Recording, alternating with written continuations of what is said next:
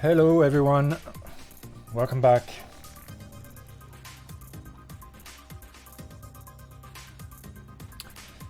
I'm Junchan and we are back today working on, well, Haskell on Windows is really what is facing us on this stream. And the music is a little bit loud. Let me lower that a bit. Oh yeah. That's better. Okay. So, as I was saying, we are aiming to run the NBody simulation Haskell example for the Accelerate library on the GPU. But we've been stuck for the past 9 streams trying to build SAID examples on Windows. And Haskell on Windows is a bit of a dark art, and I am not well versed in it at all. Neither am I with Windows things in general. But I am stubborn, and I gave myself until this stream and the end of the next one, in order to sort that out. And if I don't sort it out, then I will switch to Ubuntu. Or maybe even OS X, to be honest. That's in fact where I'm most comfortable. We shall see. But we are not there yet, and in fact, I need to do a little bit of housekeeping before I start. I need to copy that log, and this one here, and here we go. So, last time we realized that there were a few pathways, and the first one we've explored was MSys2. But to my dismay, I realized that, and this was with alacrity, to my dismay, I realized that, in fact, I was in an environment called MSys rather than the MSys, the MWing64 that I should have been in. And so let me demonstrate that. If I start alacrity here, and what is it? Echo M system, and it tells me MSys, and in fact it tells me this right here. But I didn't notice because I didn't know, and what we would have wanted to see is instead something like this, where if we echo M system, we get MinGW64.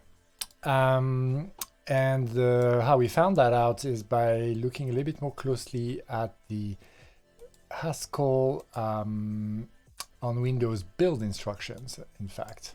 Let's see, where was that? Maybe I don't have that handy.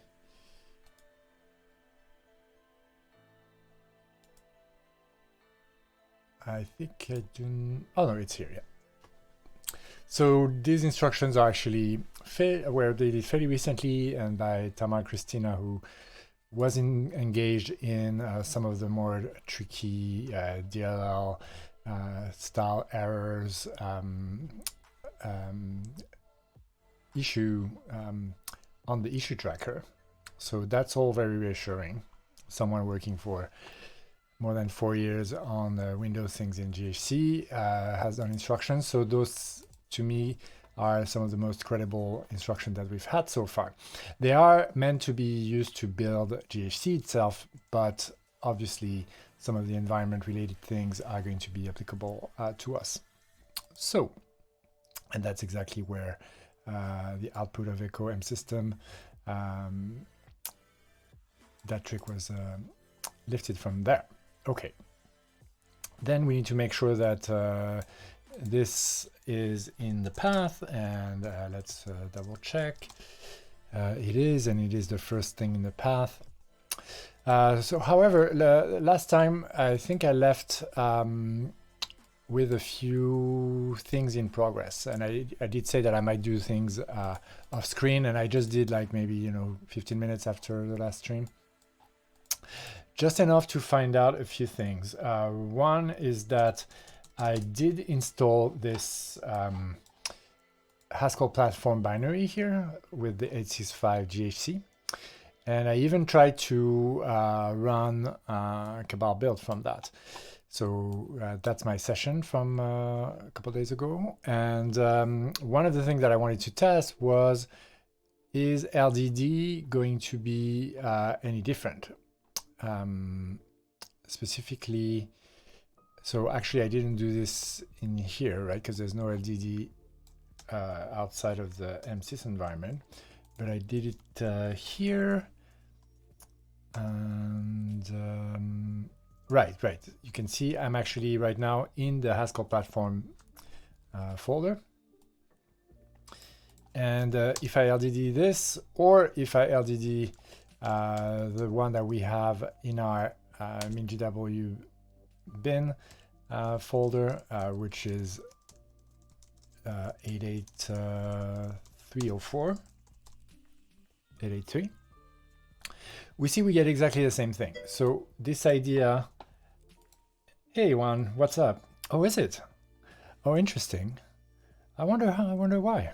Maybe, I mean, I did change the position of my microphone, but not that much. I might have changed a little bit of the settings. I assume by a lot clearer, you probably mean generally better. So that sounds good. And hi, Juan, good to see you.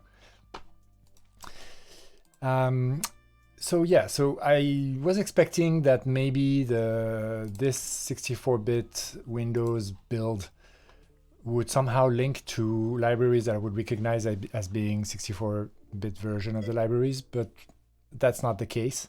So in fact, I was a little bit, I was mistaken here trying to, so it could be that our errors don't have anything to do with GHC, or there's something that I still don't understand about GHC on 32-bit or 64-bit platforms. Oh, great, excellent. So let's see. So there is an ambitious thing that we could do, which is to try and actually build Haskell, build GHC. But to be honest, I don't even know whether that would resolve anything. So it could be that we want to, let's see what are the options. We confirm that pre-built GHC is a 32-bit binary. You know what? I still actually don't know that. Build the GHC 64-bit, right? So I'm still unclear about that. Download a more recent GHC bit than LDD. We just did that, and it seems like it's exactly the same as the 883 that we got. So I suppose I could check, see first of all whether I have such a binary in my 32-bit folder, and I don't. I could also check the one that is in the chocolatey path. So that one is where? It's right there. So we'll CD there.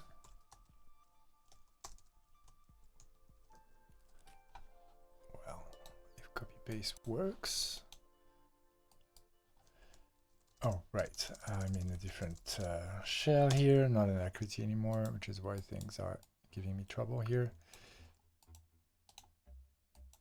Okay.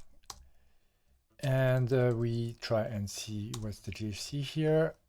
And that looks like exactly the same thing. 32 bits everywhere.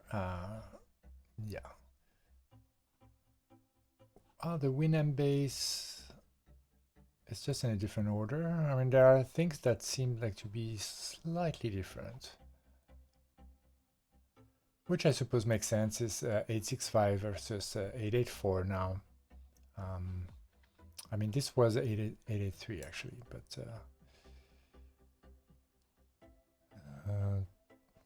two WinM base here with slightly different cases on the system 32. Wow, that's that doesn't inspire confidence.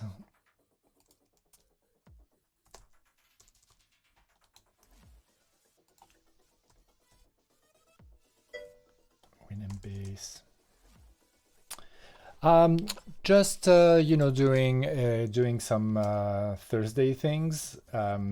Thursdays is the is Haskell time. To be honest, it's been a little bit, just a tiny bit of Haskell and much more Windows, but yeah, I gave myself a kind of ultimatum last stream. I decided that I would fight with Windows this stream and then the next one. So next Tuesday, and if I don't fix it by then I'll move the Haskell stream onto either Ubuntu or OS X, because this is not, you know, it will be 10 streams where I've been doing less programming and more trying to fix these Windows issues. So I think 10 streams is probably enough. But yeah, we'll be back to the Chronofold tomorrow.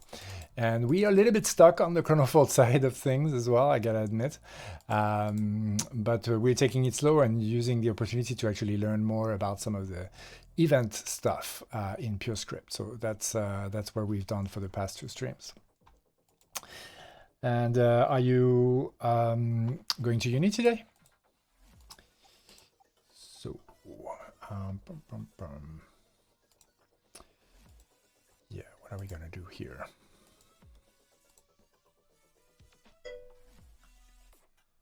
All right. Good. Have you been keeping up with your workout routine despite going back to class?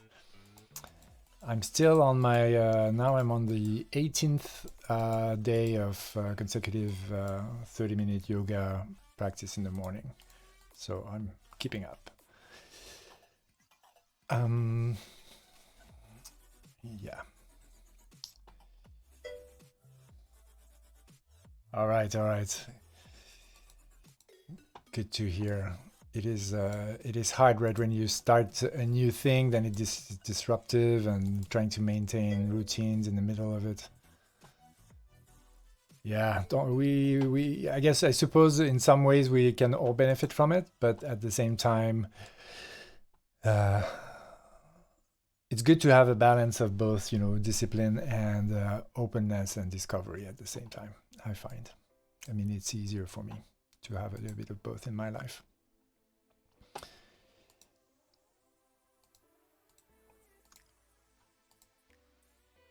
So what is the GHC version that's on the path right now? It's 8.8.3.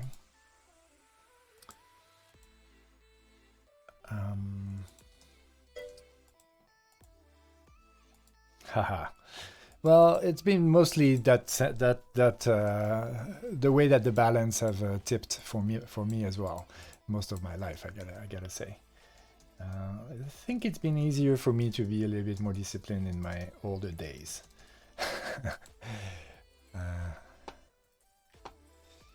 That's how it is.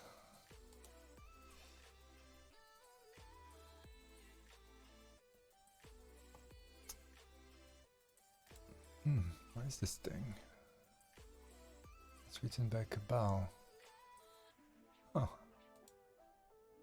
Yes, so the one thing that I didn't talk about and that I did try, you might have seen it when I was scrolling here, is that I did try to Cabal build with the Haskell platform 865, which I did by also, I think I did HPAC to the oh no, I used Stack, didn't I? Oh no, I used Cabal. And how did I do that? Oh yeah, I just used Cabal and it just worked, actually. Let me find it. I tried with Stack, and then it started downloading GHC, and I was like, I have none of this. I just installed GHC. So I did Cabal new build, and that seemed to be to have just worked fine. And I think that that's what generated this GHC environment file right there. It was able to find some set of package that it was happy with, and then started building, and then failed on something which I pretty much know is a dead end, but we can do a little check on that. The dead end in question is that process, the Haskell package process, is meant to be used with some Unix compatibility toolchain, such as MinGW, MSys, or Citroen. So we're kind of going around in circles here, because you know, I'm running. Well, I suppose I could run try to run GHCH5 from inside MSys or MGW64. That's the one combination I haven't tried. So that would mean that I'd need to change the path. We can try that. That's an interesting thing that we haven't tried yet.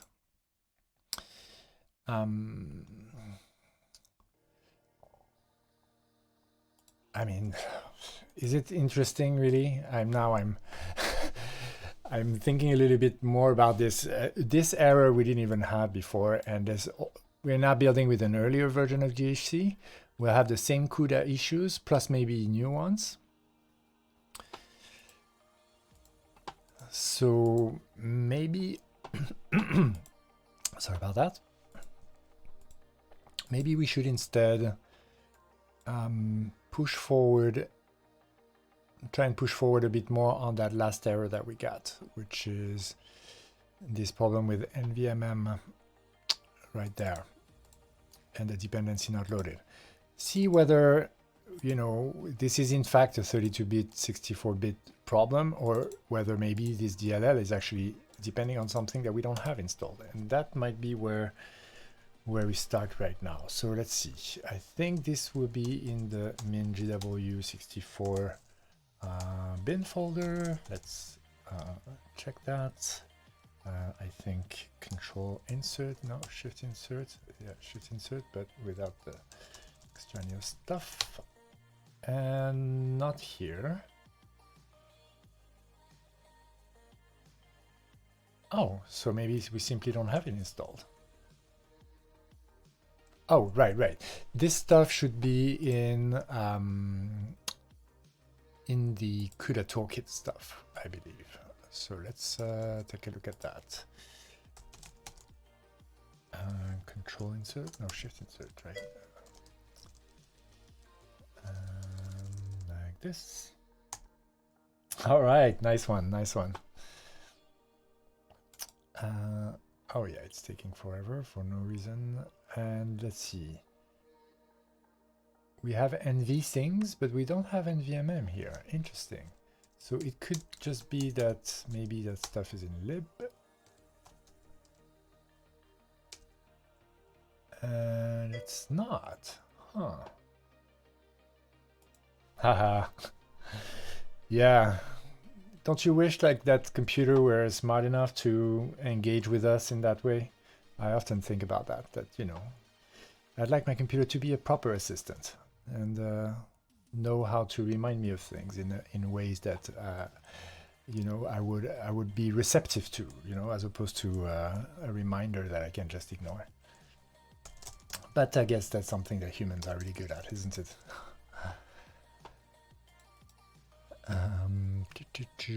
Okay, so maybe it's just that I don't have that stuff installed, and I've been on a wild goose chase.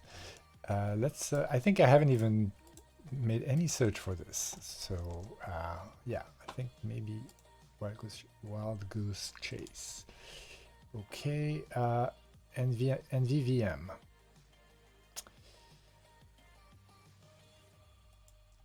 Okay, Windows 10 NVVM.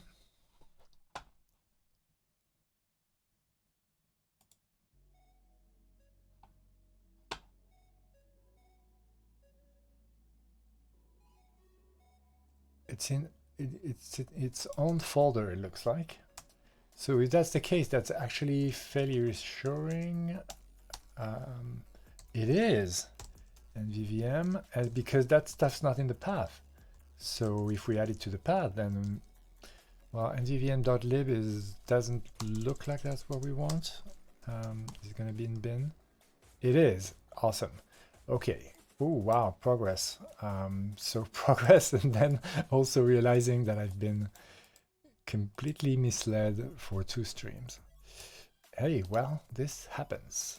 And I learned something. So it's all good. Okay. Yes, that's right. That's right. You know, sometimes it's little things. Just human presence can do a lot. Yes, absolutely, absolutely. I have some delicious passion fruit juice here. Did you do some more of these mango smoothies?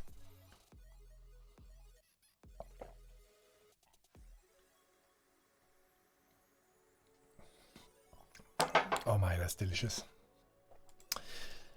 Okay, so yes, this path we need to add somewhere around here, right? And then I will probably just restart a MSys environment. I'll pin this to the taskbar.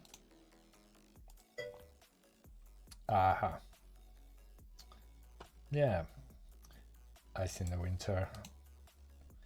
Not as essential. Okay. So. Right. Shift insert. We're happy about that. I think so. pkg config. Let's also insert it. And then let's go to our NBody example. CD something, right?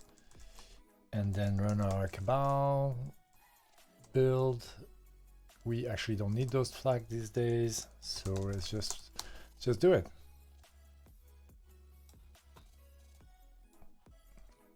Will this be the end of the wild goose chain? Chase, not chain. Can I close this? Oh, that's not pretty. Let's reset it.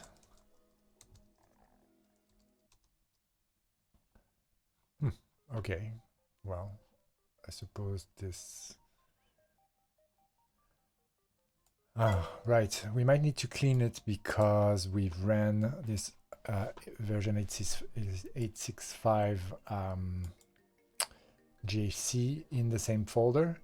I would have thought that maybe it would, since it was able to, you know, park this with the properly named environment, that it would not be a problem, but it's trying to regenerate the index cache. So let's let it do that.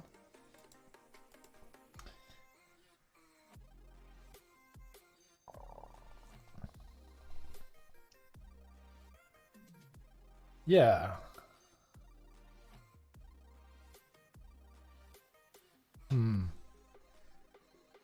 Right. Wow, a day to fully brew. You are serious about your coffee, man. Wow.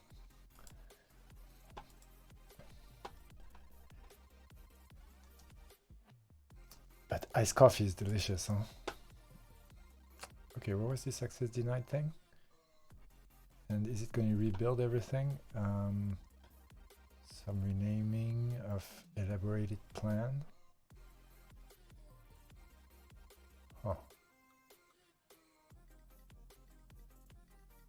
This new style. Okay.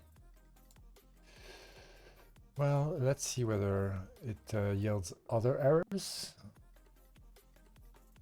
It looks like it's going to have to rebuild everything. So, well, that's not necessarily too much of an issue, because that means that we can actually look at some Haskell, which is going to be such an amazing, you know, relaxing things after watching all of these DLL-related problems. And we've done a bit of that in the past few streams while we were struggling with Windows. So let's close a number of things here. Right. Yeah, that makes sense. Wow, you are serious about your coffee. That's nice. Very nice. Yeah, myself, I use one of these. Yeah, it takes me about, I guess, maybe 10 minutes in the morning. Yeah.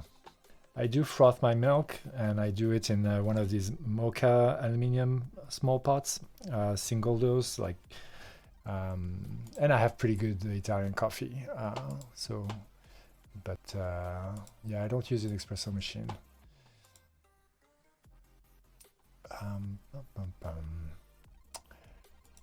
Right, so I think last time when we were looking at the code for the NBody problem, if we get something on screen here, yeah. We were introduced to this pretty awesome thing, which is the shape, like this way to specify shapes for arrays, and this kind of transposition slash replication or slash replication of rows according to dimensions based on parameters that were passed, and so we were able to say that, or to see that this replication, for instance, it replicates all the bodies. I'm going to have to reload this. It replicated, so bodies is a vector of point mass, and it replicated all the bodies. So imagine it's an array of like a vector of 100 point mass, representing each of the 100 bodies that we're trying to simulate the gravity of. And then this replicate with this Zn all, it would basically replicate that vector in a matrix along the first dimension, and then the second one would replicate it in a matrix along the second dimension. And so you'd have either 100 line from up to down and then copied all across, or 100 line horizontally and then copied down vertically. And then these matrices were then used to basically have all of the n-to-n combination possible between all of the n bodies, and so such that a body I would be associated to all of the bodies from 0 to n, and iterating over each body, since each body is subjected to the gravitational force from the 100 other bodies in my example, or 99 other bodies. Chat disconnected. Oh, chat disconnected from the from Streamlabs.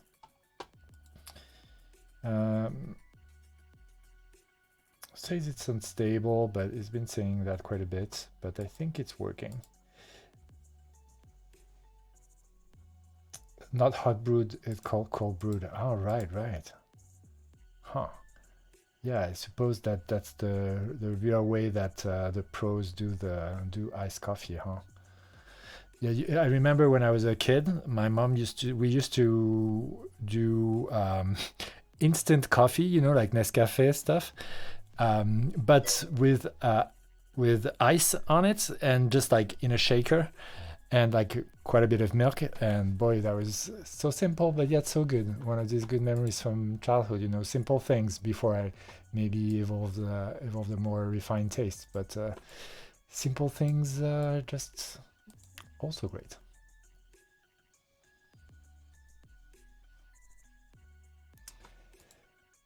Right, so this solution was called naive 1, and it takes O(n) square. Obviously, it takes O(n) square because we're actually doing all of the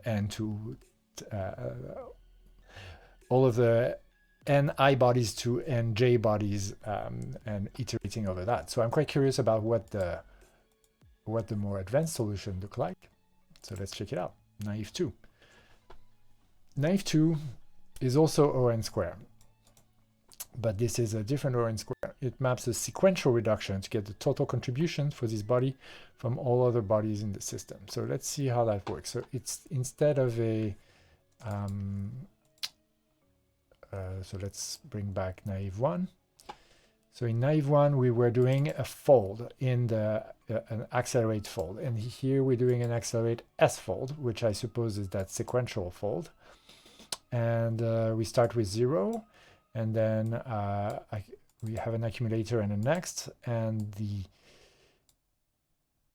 so I suppose this is a transformation. We're going to go check the type of S fold in a second, and then we pass it the bodies. So I assume we go to each body each time, and so this must be the way that this must be related to the construction of this vector language.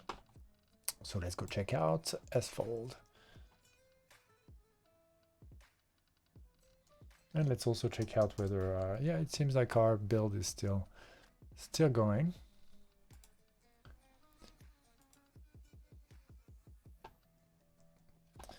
Yeah, maybe my internet is struggling. Sfold. No sfold here. So let's go to the index.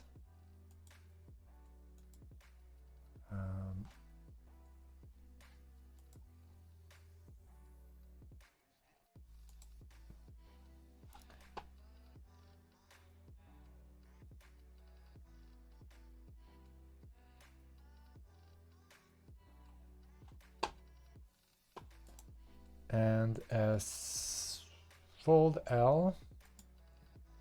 Oh, well, it was supposed to be here, so apparently I missed it. Or something is afoot. Or could it be that it was still loading? Yeah, it could very well be that it was still loading. Yeah, indeed it was. And here we go.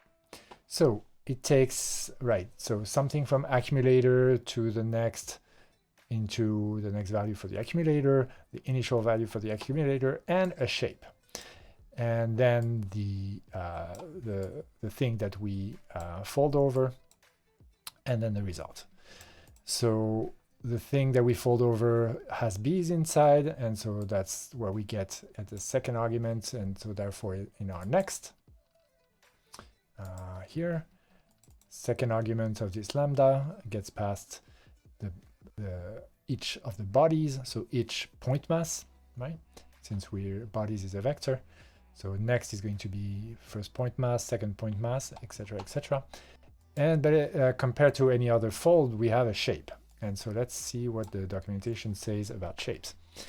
We use along an innermost slice of an array sequentially by applying a binary operator to a starting value here. That's the binary operator from left to right. So it doesn't say anything specific about that shape. Looking here, it looks like that shape. Right, that's what they mean by the innermost dimension, I suppose. Is that's oh, maybe that's going to be the resulting dimension of the expression if we wanted to rebuild an array from it. Because this seems to me like it's removing one integer dimension from the existing dimension of the array that we pass. And that makes sense if we're folding along like a matrix of 4 dimension along 1 dimension, then we end up with a 3-dimensional matrix. Cool. So okay, and then for each of those we add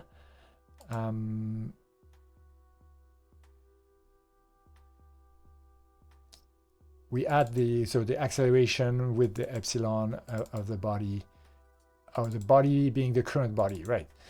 So actually this is a function that takes body as an argument, and so when we go across all bodies, but we focused on one of them, and having focused on one of them, we go through all of the others and we add all of the forces, and then we end up with the resulting force for that body that is caused by all of the other bodies.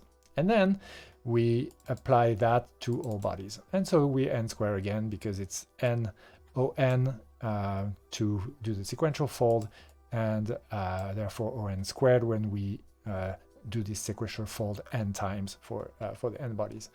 Okay, it makes all complete sense. So what's the smart solution? Barnes Hut, and let's look at Barnes Hut on Wikipedia.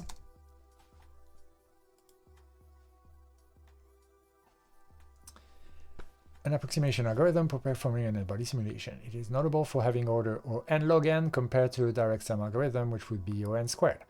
Simulation volume is usually divided up into cubic cells via an octree. So that's so interesting, right? Because octrees or quadtrees is also something that's really used a lot in game programming to optimize rendering. I hadn't heard of it as used for instance, in the voxel and Minecraft world, that uses an octree. or a, yeah, I think it's an octree. Let's check. Best way to store voxel information. Yeah, oh, hold on. Oh, maybe not. Analysis of Minecraft-like engines. Octree. Unfortunately, for those who have tried octrees, the results are typically not so impressive. Oh.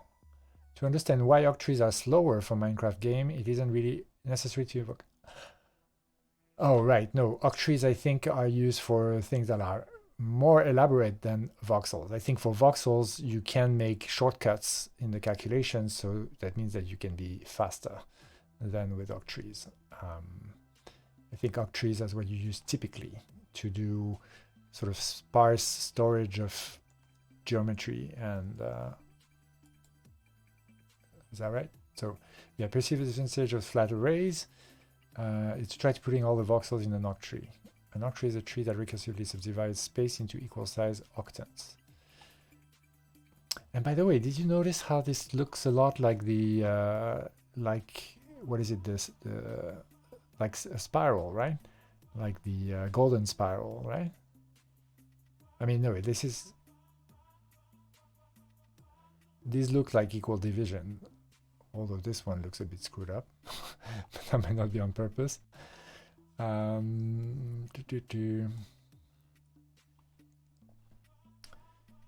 Collection of pages or chunks.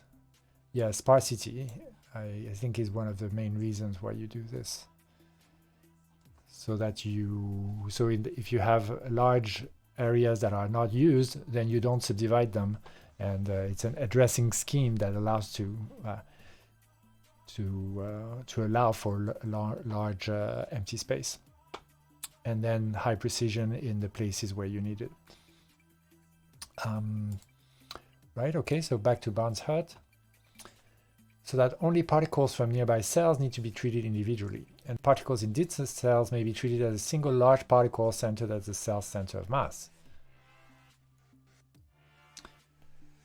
Particles in distant cells. Ah, yeah, because because you can treat them if you have like a one guy here and then 100 guys or 99 guys here, then you can approximate that you have one big guy here. And since the direction is going to be more or less the same, then you can calculate this quicker. Makes sense. And yeah, you'd use the cell's center of mass. Or as a low order multiple expansion. A mathematical series representing a function that depends on angles, usually the two angles using spherical coordinates.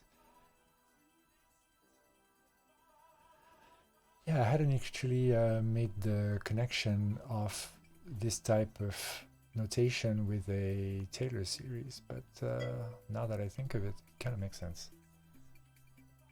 All right, sounds good one. Actually, I will take a little one right now, and enjoy your day. And it's good to see you. And thanks for the good vibes that unblocked me. Really appreciate it. See you later.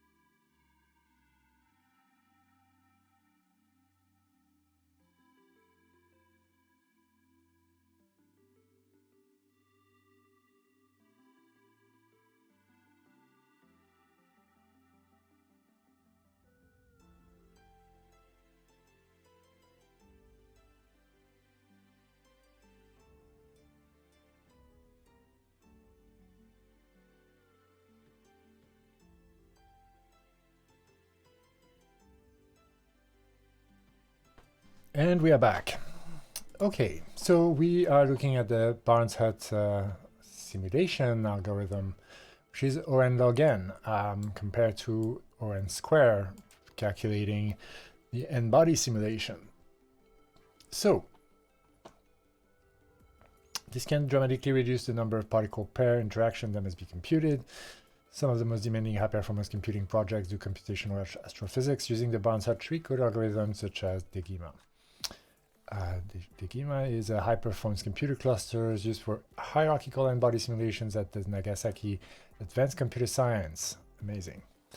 So, in a three-dimensional NBody simulation, the Barnes Hut algorithm recursively divides the NBodies into groups by storing them in an octree or a quad tree in a 2D simulation.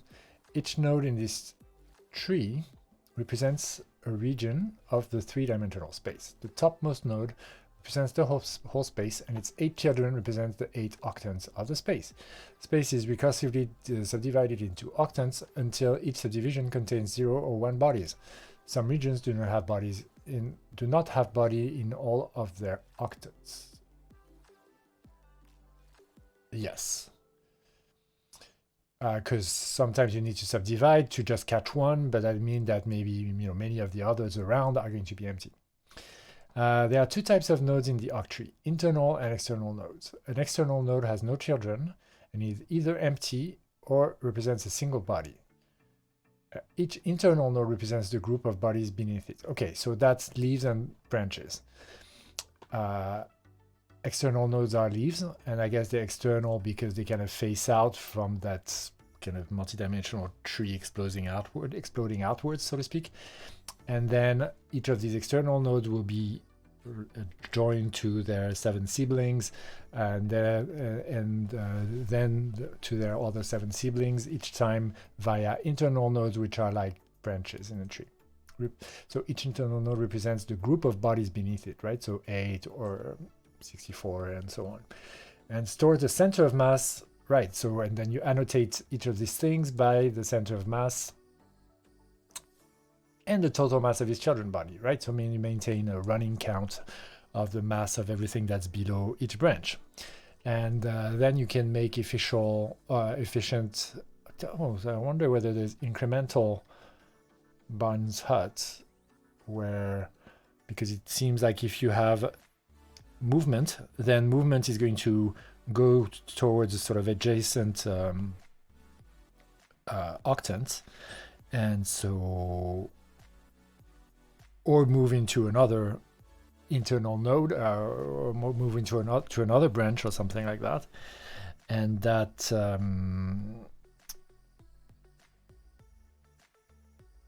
if you are able to incrementally calculate that, then you can incrementally update the octree in a way that must be that you can probably make fairly efficient. That's probably part of the algorithm. Calculating the force acting on a body. To calculate the net force on a particular body, the nodes of the tree are traversed starting from the root. If the center of mass of an internal node is sufficiently far from the body, so that must be a constant in the algorithm, the bodies contained in that part of the tree are treated as a single particle, right? So then, right, so you can reduce, m bodies out of these n if those m are far enough to an internal node that represents them all, instead of having to then go through the branches of the oak trees to find them individually. And total mass of the internal node. If the internal node is sufficiently close to the body, the process is repeated for each of its children, right? Whether a node is or isn't sufficiently far away from the body depends on the quotient S/D, where S is the width of the region represented by the internal node, and D is the distance between the body and the node center of mass. That makes a lot of sense, right? Because if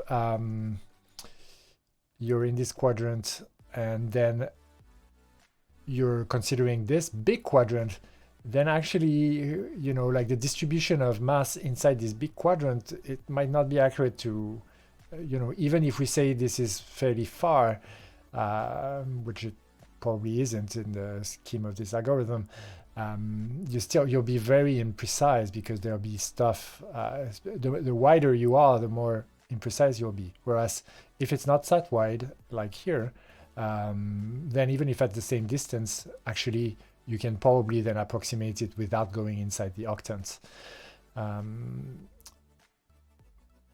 Because of the kind of the angular angle, or the, how do you call it? Not the angular angle.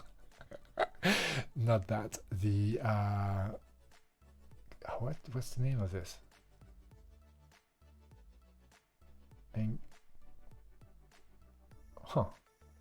Well, I guess the spherical angle, you could say, probably, right? I'm a little bit at loss of the terminology here. My brain is trying to grab for the French, which is where I learned it at university, but then it makes me escape both the French and the English, so whatever. Where S is the width of the region represented by the internal node, and D is the distance between the body and the node's center of mass. The node is sufficiently far away when this ratio is smaller than the threshold value t. Parameter t theta. The parameter theta determines the accuracy of the simulation. Larger value of theta increase the speed of the simulation, decrease its accuracy if theta equals 0. No internal node is treated as a single body, and the algorithm degenerates to a direct sum algorithm. Theta equals 0 means that all nodes, no internal node is treated as a single body. Ah, right. Okay. Yes. Theta equals 0 means the accuracy is the maximum accuracy, and so it means that we never use an internal node as a representant for several external nodes. We always go down all the way to the external nodes, aka leaves. Okay, let's look at this because you know, these things are used to do galaxy simulations, and I hope we'll get to that in Haskell at some point. How's the build? Yeah. Okay. Computer struggling.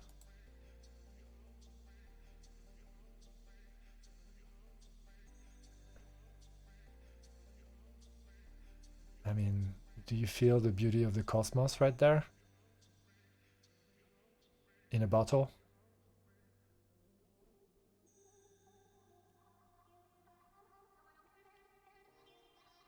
So amazing. I love it. Okay. All right, that's it. So, So am I, NBody octree update. Okay, NBody bounds hat octree incremental update. Is that a thing? Incrementally updating octrees.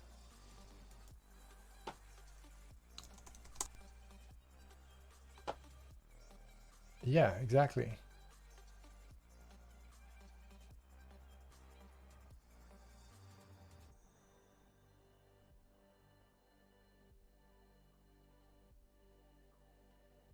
In 2005.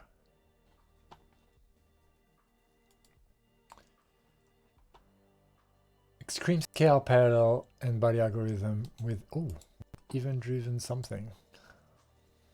I love event-driven things.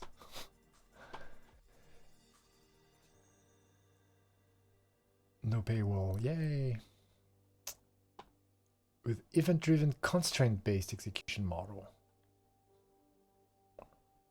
Wow, constraint-based is also a pretty nifty thing. Used in layouts, in fact. So here we're, and this makes me think, I'll just give a shout out to this paper. And there's a new video that came out of it, like the reverse of it, I think. Like reverse engineering layouts. And this is a simple DSL language for adaptive UI layout. And yeah, constraint solvers are a more of a logic programming problem. And I like to think about the intersection of these things. But let's see, what do we have here? State of Haskell performance, blah. Tree-based, so octree.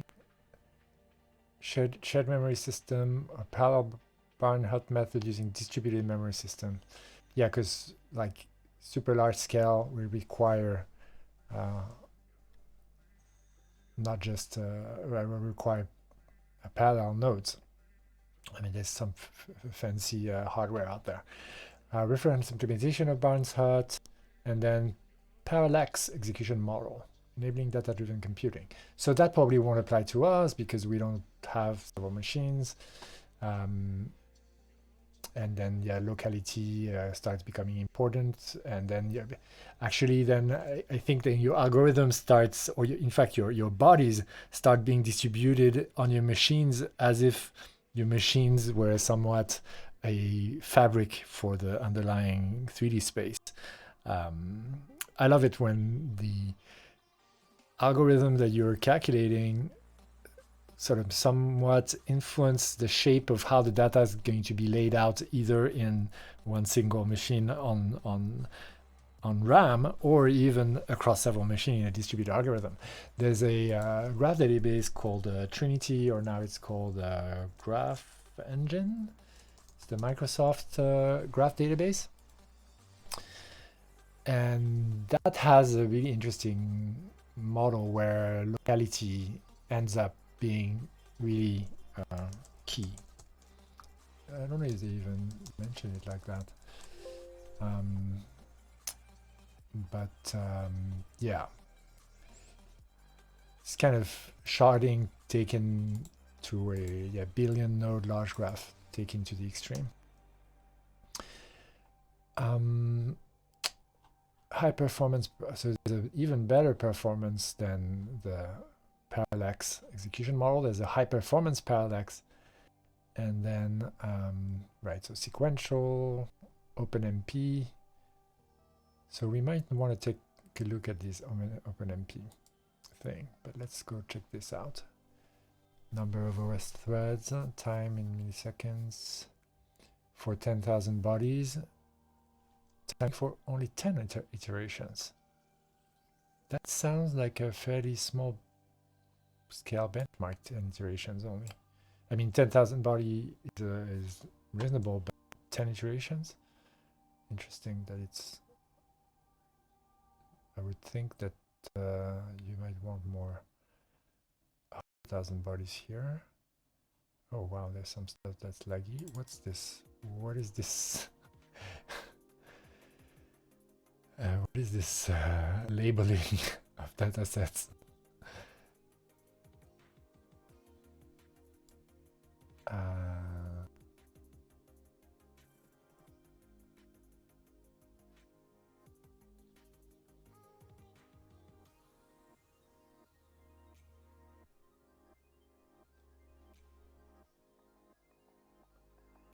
Number of iteration is number of iteration is an increase to 100, and time to execute the force calculation functional, and it's a good time of day. OpenMP threads. 76 seconds. Only 400,000 bodies. Yeah, this is hard, huh? This makes the computer go brrr. This is for 2011.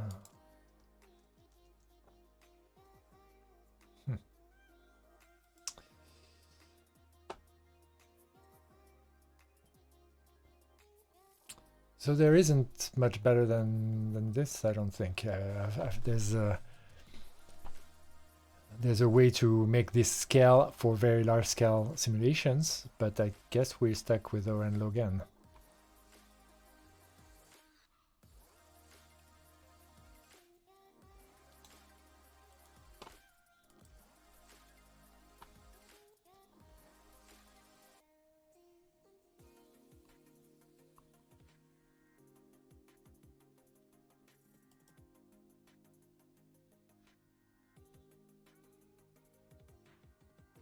Yeah, check this out. Exactly. What? Frequently vastly faster to build a tree from scratch each time? That's so strange.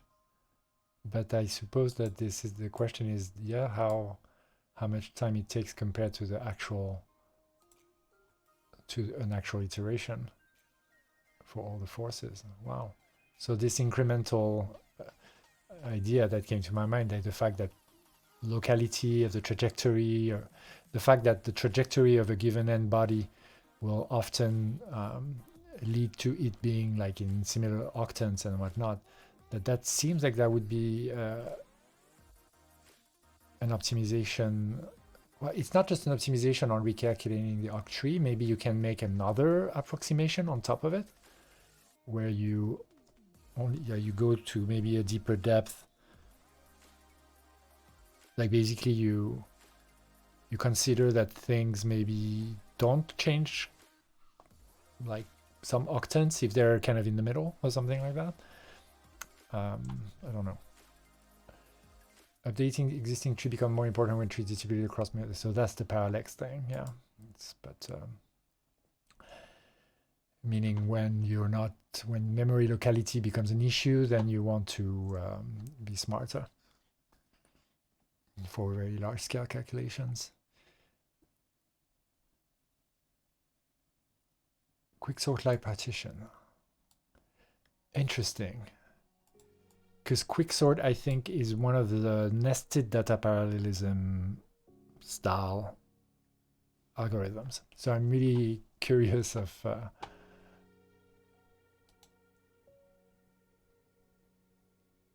looks like it reconstructs everything. Okay. I still haven't looked at the accelerate version, huh? Hey, there's going to be some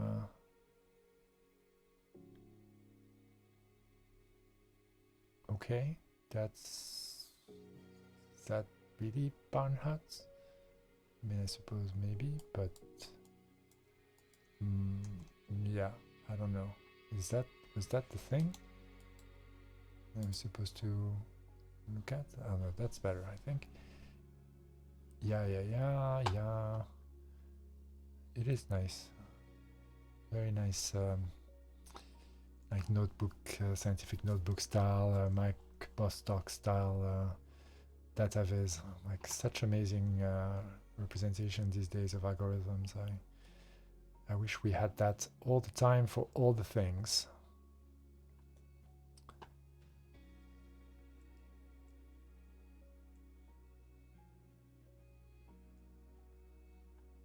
So there's an example. First node examined is the root, comparing body A to the node center of the mass. White dot. Quotient is D, 100 to blah. So we perform the process recursively on each root of the node of the children. The first child's body is A itself. A does not exert force of itself, so we don't do anything. And this child represents the northeast quadrant of the space and contains, so that's the next child. So we're going to do all four children of the root node. First one was A, second is this one, and contains the center of mass of body B, C, D, and E. Now S over D equals 50 blah blah, and it's greater than theta. So we recursively calculate the force exerted by the node's first non-empty child. So we go down, in other words. This is also an internal node, but this time S over D is inferior to theta. So we treat the internal node as a single body. So we gained for calculation. We approximate this to be the center of the center and add this value to the net force exerted on A. And since the parent of this child has no more children, we continue examining the other children of the root. So we move back up to here. Sorry, really? I thought we would go to E by now. Yeah, we go to E. Yeah. Next child is the one contained by the body E. This is an external node. So we calculate the pairwise force between A and E. And add this, so it's a leaf otherwise, in other words. So we calculate directly. And then we only have one left because this one was empty, and that one also only has one. Okay, yeah, I understand this. Let's look at the code. Barnes hut. You're kidding me.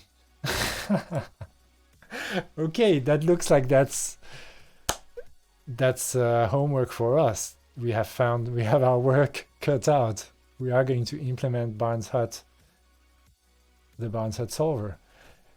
This should be, yeah, fairly straightforward, I think. I mean, you know, it will take me at least 5 or 6 streams, maybe even 10, but we will get to it. And we have spammy things coming on to the stream, and I banned them. Oh wow, that's amazing. You're kidding me, there's no Barnes Hut. Okay, no, because now what I wonder is whether there's any Haskell implementation of it, and I would think that there is. But you know what? There isn't. Wow, this was totally written in the sky, waiting for us to arrive, huh? With our Windows, with our bag full of Windows things. Oh boy, I can't believe this hasn't been implemented in Haskell. Okay, come on, this must have something. I mean, I'm not trying to cheat or anything. I'd love to implement it from scratch, but this is so rare that like such a well-known algorithm wouldn't be implemented in Haskell. That sounds so strange to me. Usually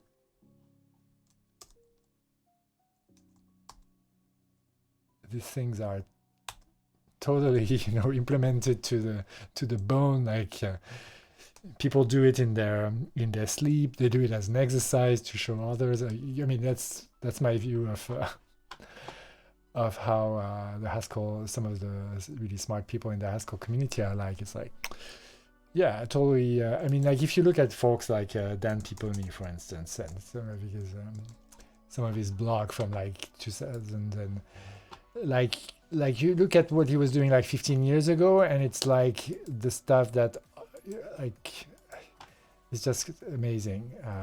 Yeah, like take things from literally 15 years ago. I mean, first of all, I mean, exactly, right? This is physics with some math in it, and obviously also some Haskell. Is there Haskell here? There's no Haskell here, but let's see. Oh, they're backtracking more than Haskell, right? So already like logic programming in Haskell. Ambiguous operator. I mean, that sounds like mix of logic and computer science. I mean, my point is, I am so surprised that nobody implemented that thing. But this seems like a paper where it's implemented. So let's check it out. Maybe it wasn't published, because this seems like it's actually from a book. 2D version. Oh, DPH. So that's an old version. An implementation of Barnes Hut algorithm using DPH which covers flattening transformation techniques to improve performance is given in 25. So by of course, Simon Petton-Jones, Roman Leszczynski, and Gabriel Keller, whose presentation on Accelerate I saw at BobConf, and Manuel Chakravarti, another of the Genius Haskell folks. So that DPH is when data parallelism was poised to be implemented in the compiler itself in GHC.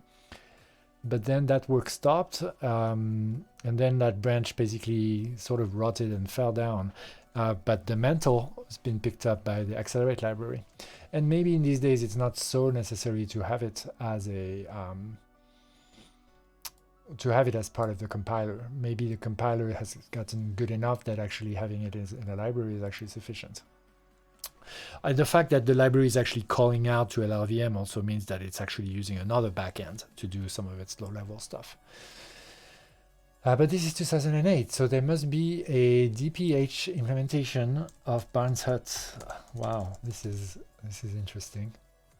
Yeah, Take this as in a dark repository. Oh, someone did this 2D version using data vector and gloss in 2012. Cool.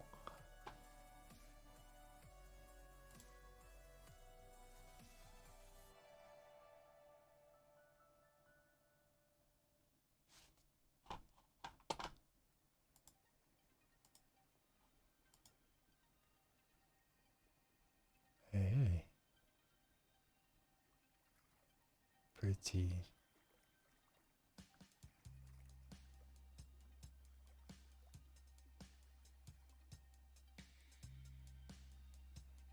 Ooh. Oh boy, don't you love that? Beautiful. So that's using data parallel Haskell.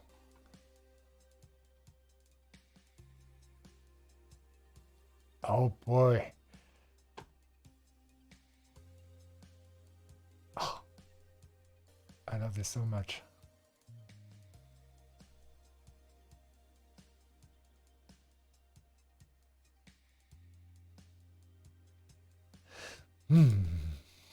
Oh yeah. So apparently we're next on that playlist. Okay.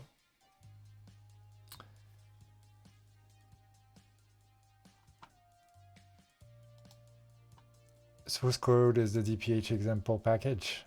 So it's not a new implementation. It's just that code from Darks, which is not readily available online because that URL doesn't exist anymore. So let's go to archive.org at the same time as we try and see whether we can find that somewhere. Oh, what is this? Yeah, or even git.haskell doesn't return anything.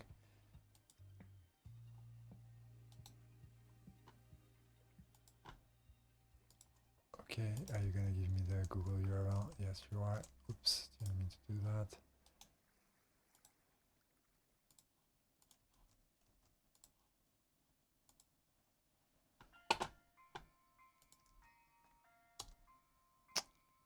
Well, if you have this web archive, I am very impressed, and it won't be the first time. I'm very impressed. These guys are benefactors to the knowledge commons of our young fledgling third millennia global civilization.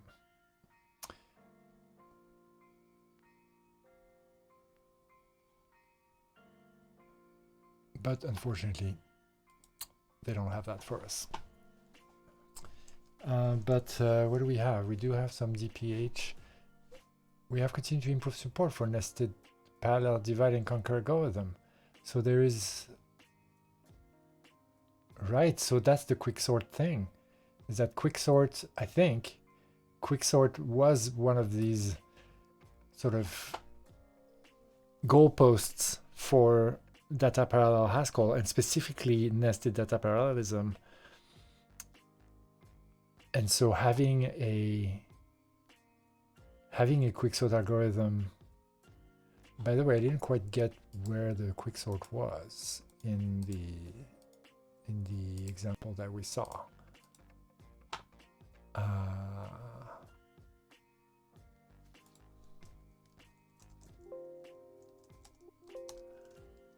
Yeah, that wasn't made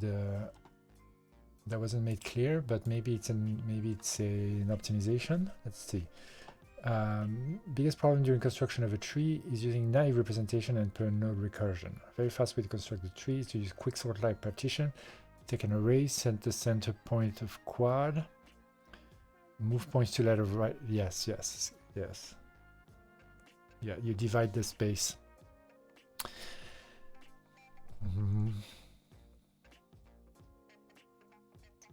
And that's hard to parallelize because each side of the, because your tree is unbalanced, each side of the, each time you divide to decide whether you put something in any given quadrant, and that's the construction of the tree here visually.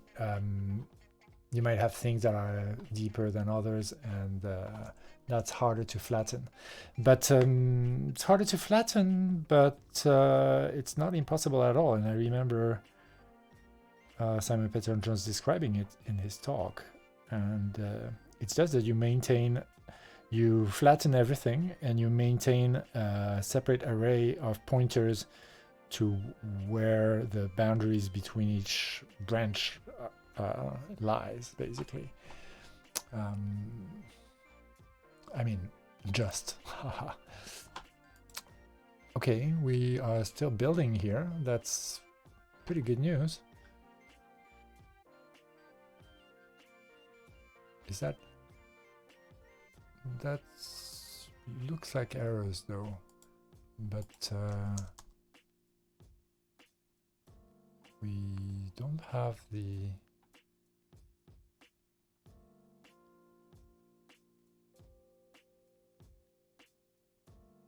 No, we're still installing stuff. Okay, so I think we're still, at least we're not completely dead.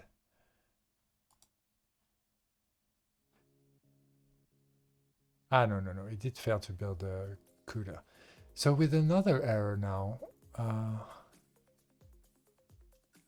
so does this mean that the NVVM thing was in fact properly solved? Did we even have messages related to NVVM? No, we didn't.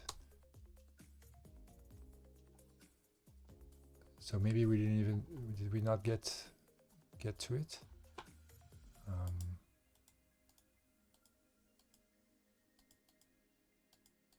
Well, it's unclear.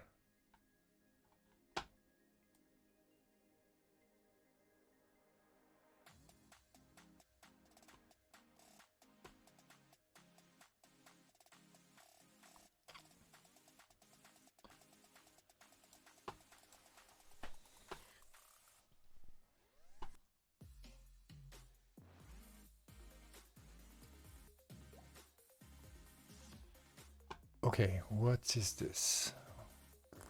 Bunch of new errors.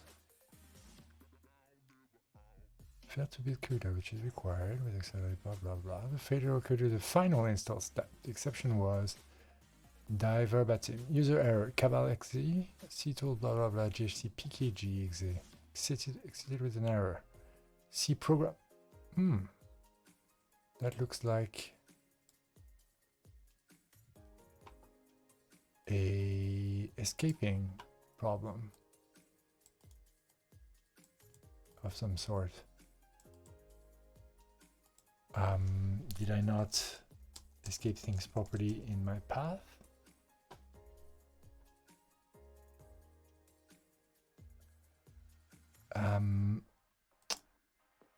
So it's possible that these things in the path are actually not correctly laid out here.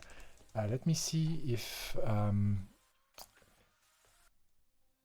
I do this directly from the shell, whether I will actually whether it would work in both formats. Well, it won't work even in that format. So indeed, I think I've been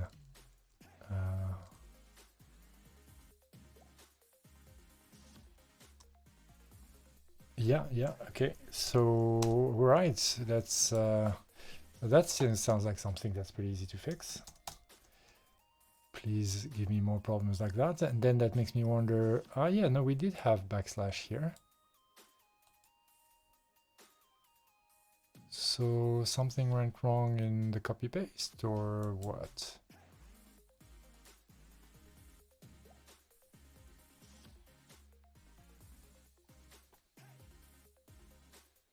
Maybe I need to double backslash here.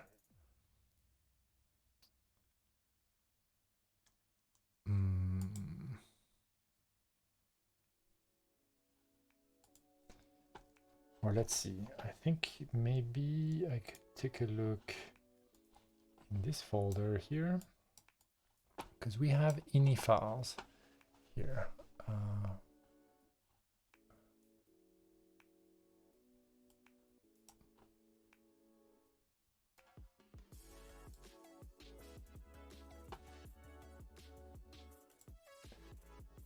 Path type inherit.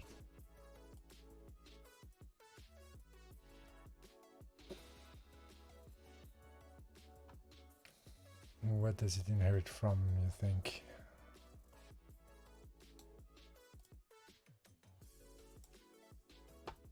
Oh, yeah, not that.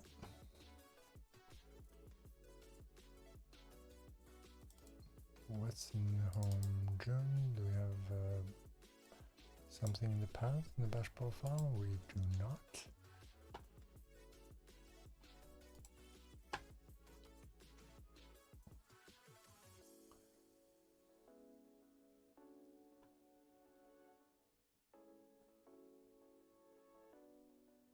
Library dears.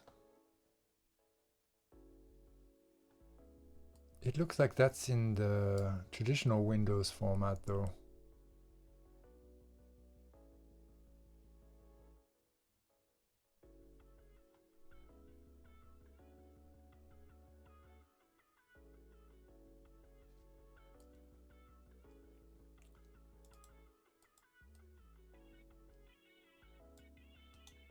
Let's see if we can find something about this error. Yeah. That will help us.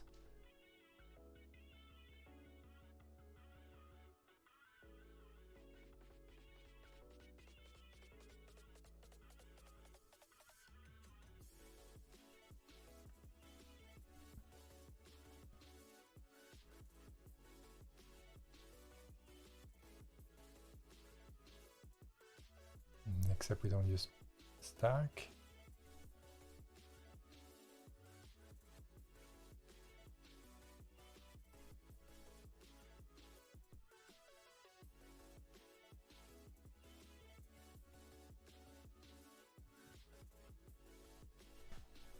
But I suppose we could use stack. Seems like we're moving the goalposts a little bit each time, but this is the same error we have indeed. Spaces in path not handled properly. That's exactly what we have.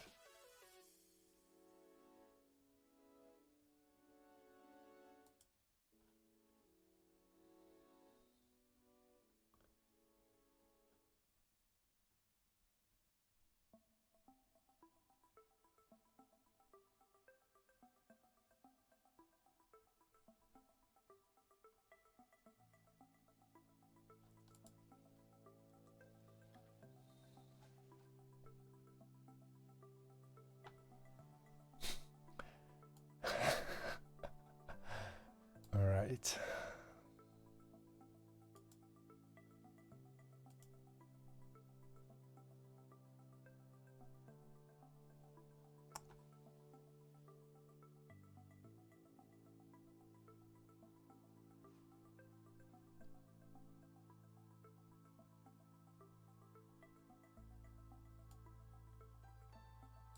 Right, even this.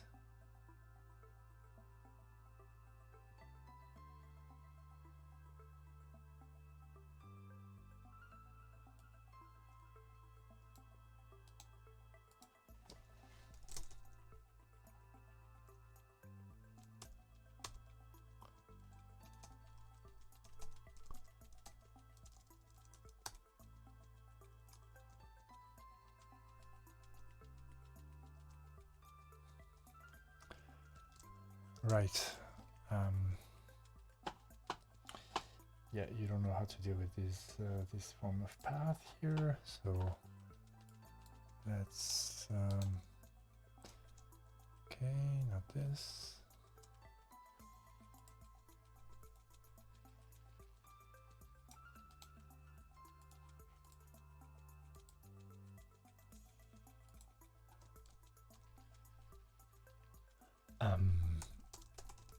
Dear,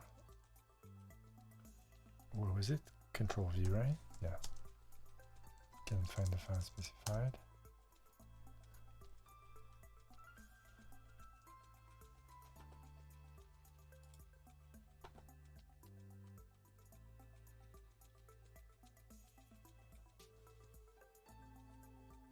So close yet so far. I mean, what is this business? Files Haskell. It looks like it's adding files Haskell.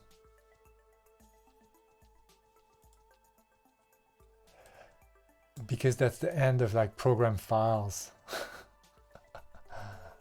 Oh boy.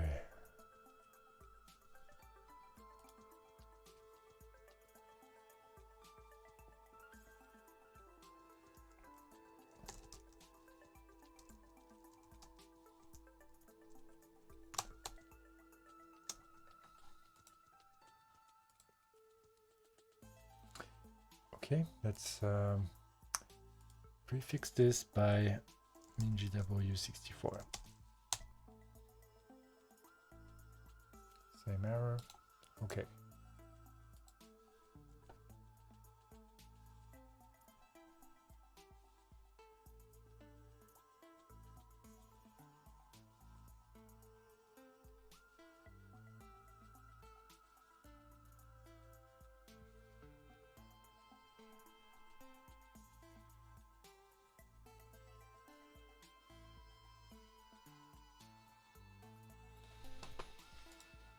So this is coming from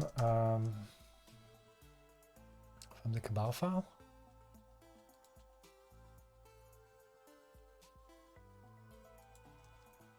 Include tiers and whatnot? No.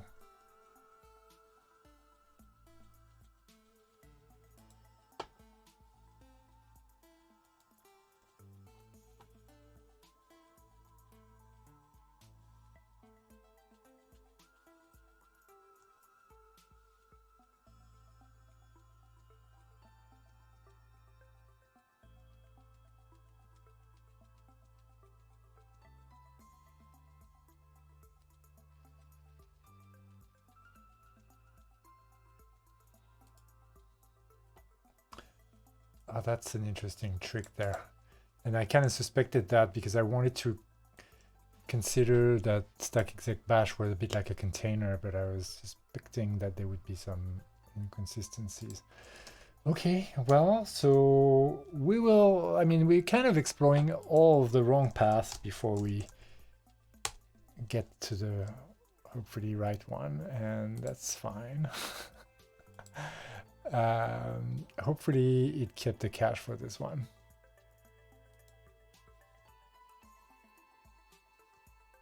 But I think stack will actually deal with the path correctly.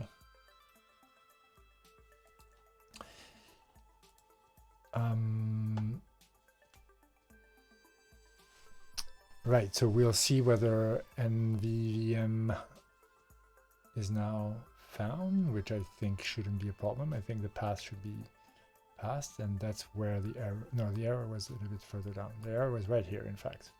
And, oh yeah, right. That's the libLVM error now. I forgot about that one.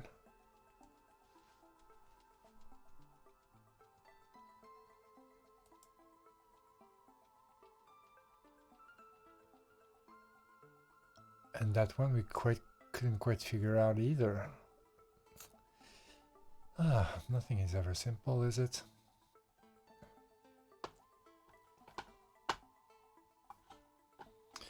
So let's stay on this library dears. Where are you from?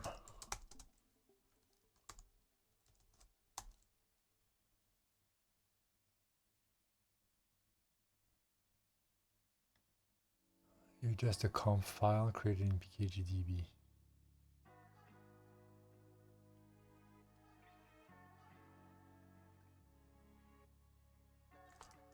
And it's mostly the CUDA ones that we're unhappy about. So maybe we can we just go in there and modify them? Is that well, first of all, that library, didn't we check it out and modify it? Pretty sure we did. Yeah, it's right here. And we are building this one, aren't we?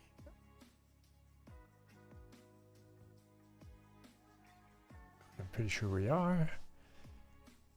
But are we using its? No, I don't think we wouldn't be using its dist folder. And what's the JC version we use here? 83.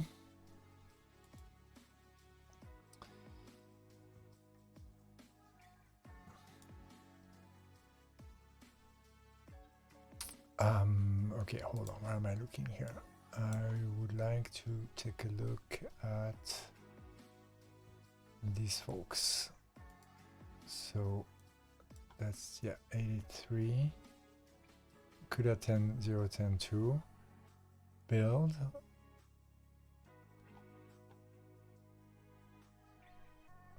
Yeah, well, we know these things don't exist. So this conf file, do we have any of this conf file? We do. Package.conf not in place. This guy. You have library dears and things like that. You do. And in theory, yes, that's right. So you have, sorry, you have double quotes around some things, but not around others. So we'll just add them. I mean, Haskell platform, no, actually we don't need you. We don't need you either. Oh, Haskell platform has polluted our, so we just need to uninstall it. What happened with that? This does say JC83, but apparently, oh, is it just that I put it in our path? Do I have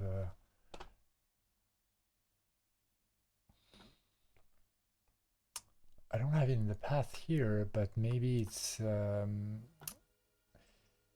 think I will uninstall Haskell platform, because I think that might have a chance to interfere more. If it's interfering here, then it's not a good idea. And we already have Haskell 883 and 884 where we probably shouldn't.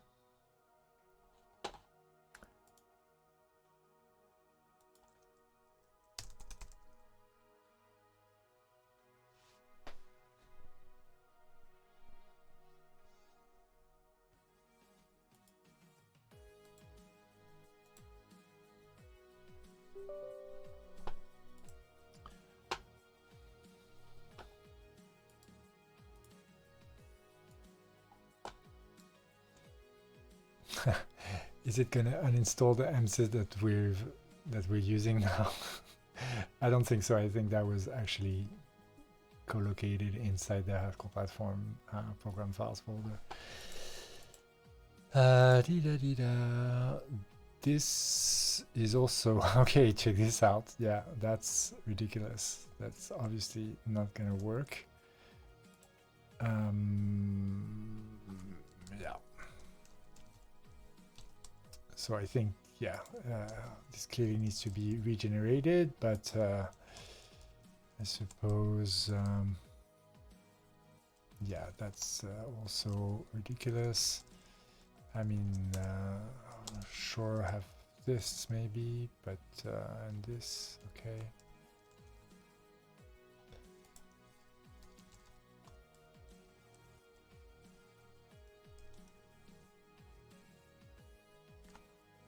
Let's see if it regenerates this.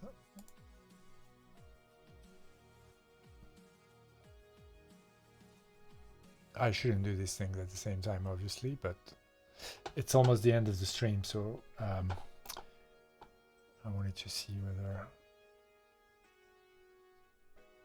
we could speed this up. Okay, that's building 0.10.2.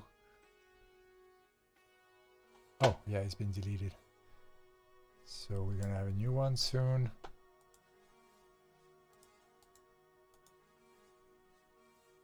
Let's hope it's a better one.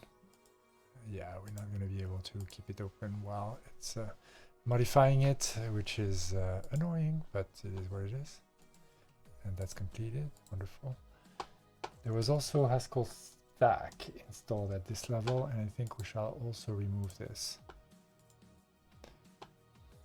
because that was installed actually at the same time as the Haskell platform.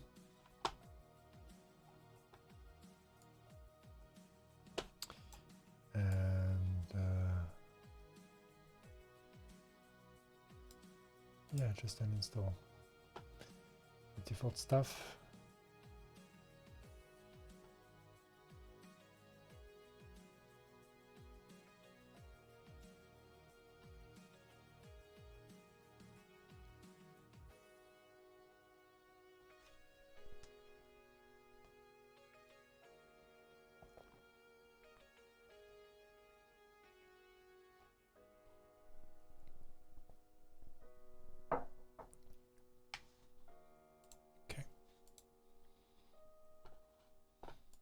Alright, where are we? Can I open this now? Maybe? No.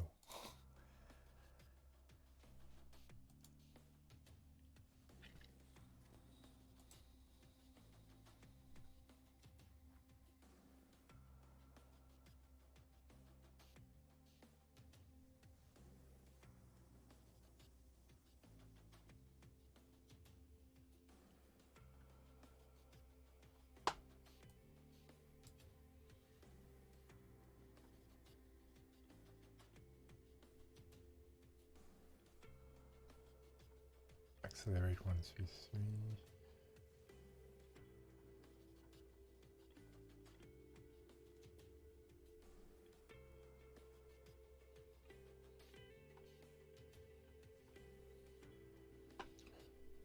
Oh, no, yeah, okay.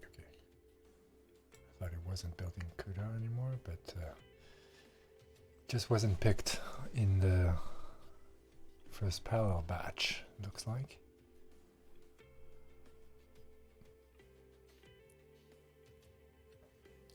Oh well, it's here.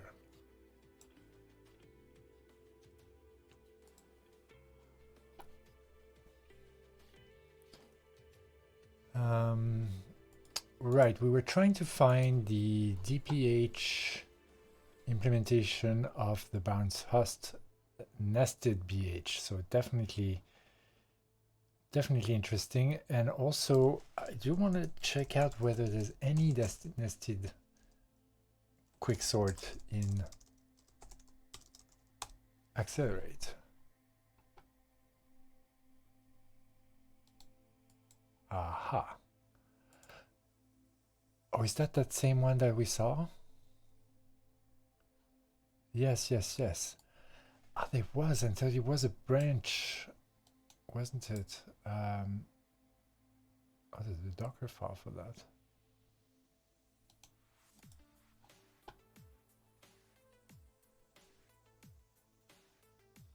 Yes. Oh.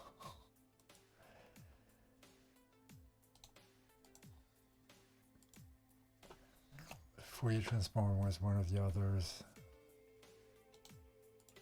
Yes, we have seen these repos before.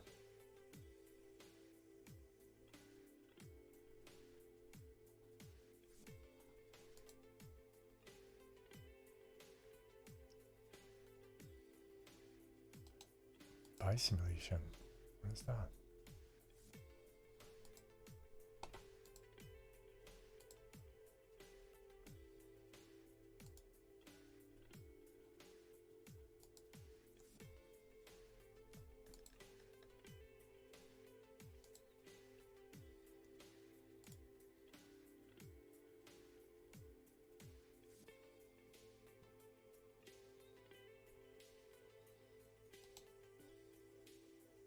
Here, I think that's what we're looking for.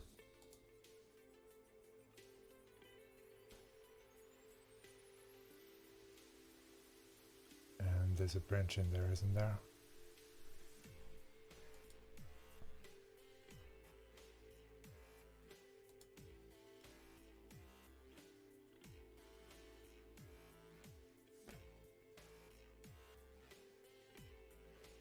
I think that's the one.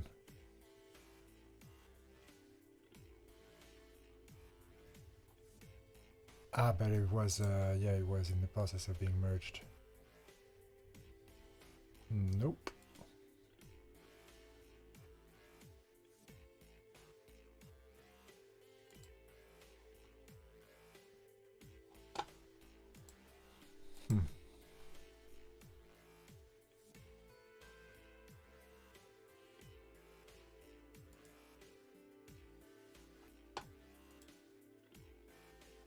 Zip file.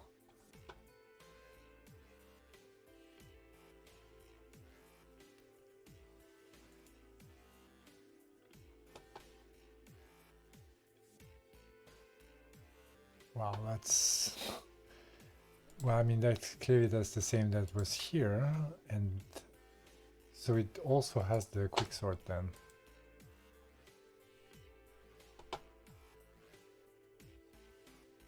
Section 5, via GPU.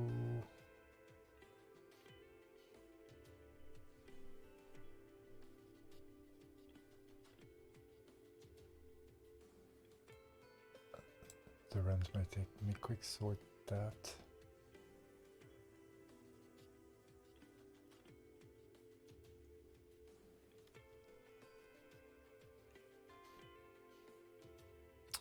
Yeah, accelerated regular. That's the sort of the small foray into nested data parallelism that they were able to make, I think, in a way that's reliable. Right, quicksort. So, but this all depends, I think, on a fork of accelerate, and I don't see this accelerate compiler version can be found in the stack.yaml. Is this? Yes, it is the features sequences. It is that correct branch. Static analysis from section 3 of the paper can be found here. Trafo shape. What is this?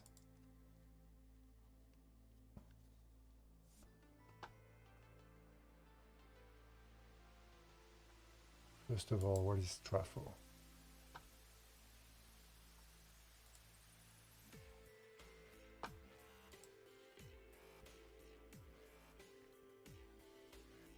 That's, well, that might be the whole library. There's different phases, so that's obviously low-level interpretation of the accelerate expression language, I would surmise, with different explicit phases to, I suppose, regularize the language in some sense.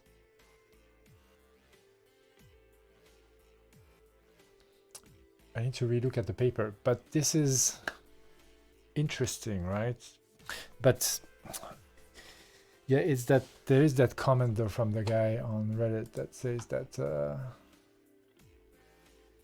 we can construct a tree like a quicksort by partition. So I'm gonna make a note of these things because these are interesting future areas to look at from a point of view here. Like, are more about not just running the, like, we have something to do after we just run the example now, something much more ambitious, so to which obviously this becomes only preparation.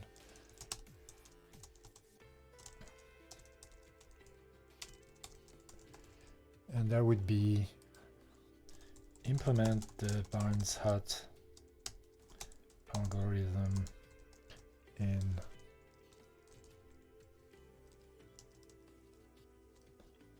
accelerate. Well, accelerate examples NBody, and then we could implement an octree construction algorithm. Well, yeah. implement the octree construction with the so I want to point out to this Reddit post, but we want to build it with the features sequence nested data parallel quicksort. That is also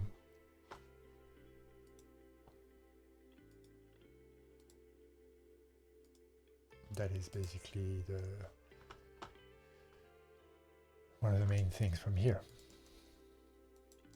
Wow, that would be quite exciting.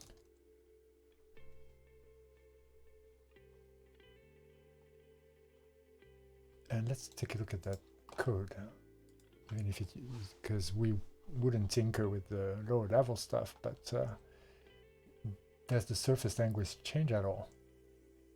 Accelerate pattern, haven't seen that yet, but that doesn't mean anything because I haven't done much. Per element, the pivot of the segment of that element for each segment. We'll need to revisit what quicksort is to understand this.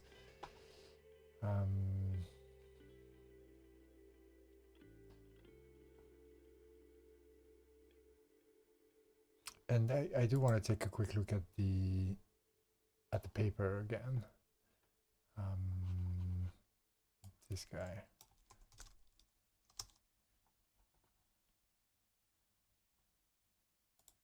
I think that's where we saw it from. No, it's not. That's what I read. Habit, because usually Springer doesn't have full text.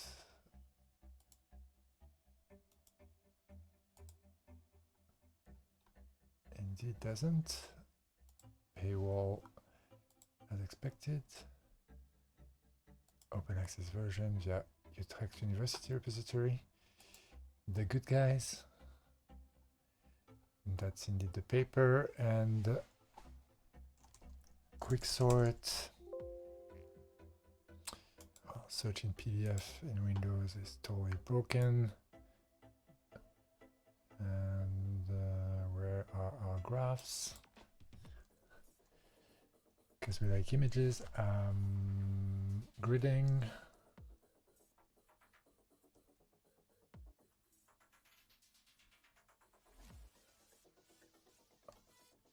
I wonder what gridding is and whether it has any relationship with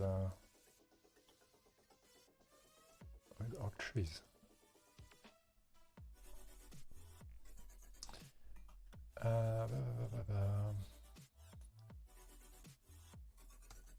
Yeah, I mean, I suppose I could look at the preserving, flattening, benchmarks, gridding.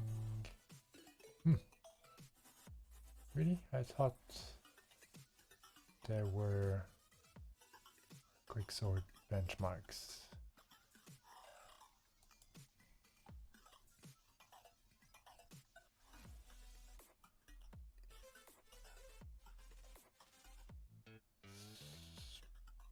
So two versions of the same paper? That's strange.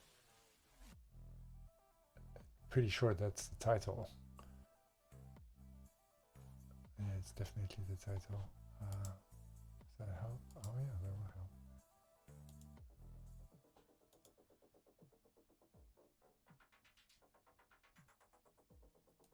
Split radix FFT. So maybe maybe they don't have an acceleration for. I mean, this is really recent. I thought this was this. I really thought that we had a benchmark for this new stuff. Results paper. Quicksort. Ah, there we go. So 10,000. Yeah, I remember seeing those. So yeah, we're pretty good. Up to 1,000 arrays. Yes, I remember that. And then a little bit less than Futag, but still pretty goddamn awesome, I think. 1,000 milliseconds. So that's just a second to sort a... Yeah, I think that's reasonable. Especially if it compares... I mean, really, we want to know how it goes after 10.4. This is not a nice way to cut this. Because if this continues straight and this curves up, then we're good. But if this continues flat, but maybe we'll be in a position to run those. So I'm going to also get this here. I mean, quicksort has a good chance to not be a key element of this implementation. In fact, trying to unearth this DPH, maybe there is a DPH on GitHub.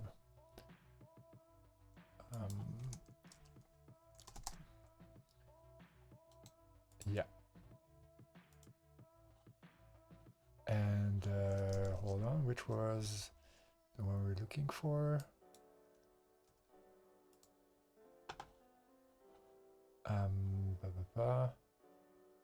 Examples, real bounce height.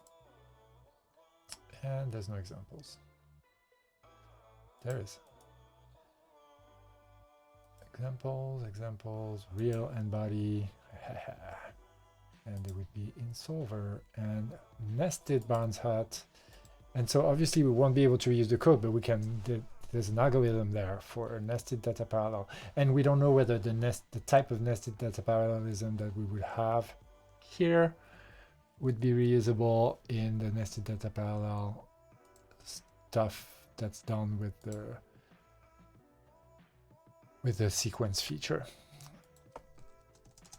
So all kind of exciting, researchy, edgy stuff to look at there, and I think would be useful and fun. So that's pretty cool. And then we have this path issue that we can look at. Oh, it came back actually, right? Didn't it? It did come back. I'm just going to, I guess, rerun one of these shells now that our path has been cleaned up.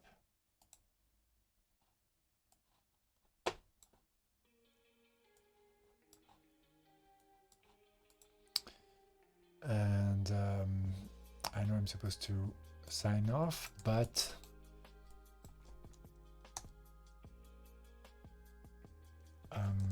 let's double check here, because I did both in one go. Looks reasonable to me. So we go back to not there, but there, and accelerate, and we compile build again.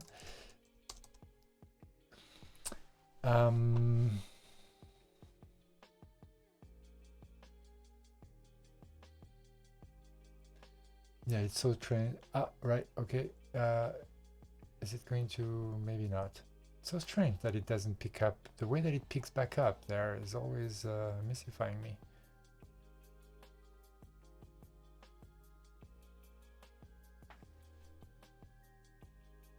It seems like maybe it even if it like runs like what looks like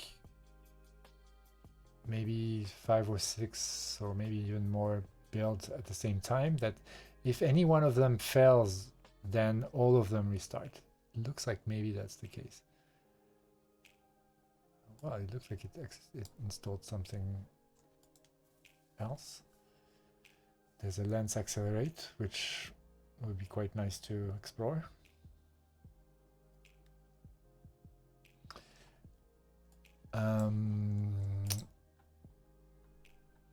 So did I capture this well? I think so.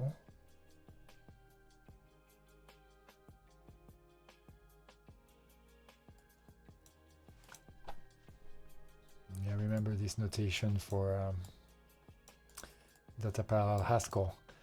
Would have been quite cool to have access to this, huh?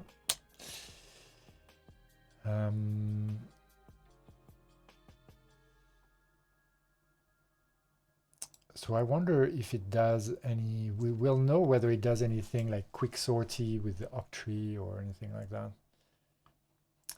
As far Haskell is the resulting calculation. Oh well, yeah. Yeah, Haskell is the resulting calculation. Calc Haskell calculates the acceleration of a point due to the points in the given tree. Right, so for a given point and a tree, it calculates acceleration. And it does this by pattern matching on the BHT. And if the length of the subtree equals 0, then we are at an external node or leaf. Then we calculate it directly. We have a mass point. Yeah, we consider that the BHT subleaf that we're in is in fact a mass point. We take the x and the y and the mass, and we construct a mass point with that, and we calculate the acceleration. If it's far, which really is probably that S to S divided by D calculation, the width,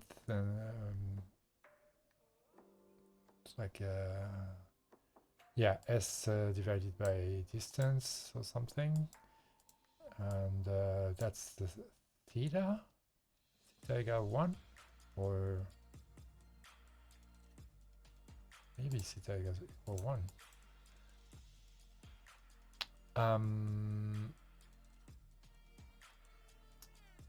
Then what? If it's far, then we also consider that it's we pretend that this is an external node. In fact, it's not. It's an internal one, but because it's far, we don't care. And this didn't fix it. Okay, so we'll just stop here because otherwise I will never stop. And yeah, we have, this was the end of the 9th stream on this that I spent trying to fix this Windows build. So if we don't fix it by the 10th, then so the end of the next stream, then we'll switch to either Ubuntu or OS X. But we did go further here, and there is this kind of slightly stupid problem with path that I think we can solve. So let's try that, and I'll see you next time. Thanks a lot for watching, and bye bye.